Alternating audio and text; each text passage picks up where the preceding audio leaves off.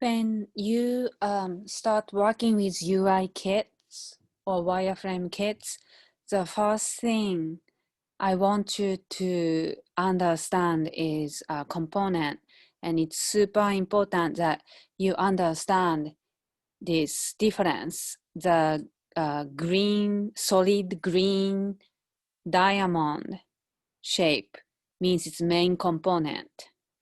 And when you click any buttons or object, when you see just green outlined diamond, that's instance.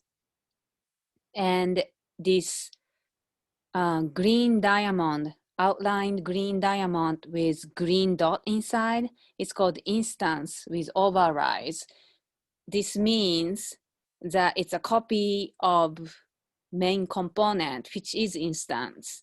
But instance with overrides meaning that you edited the copy of main component.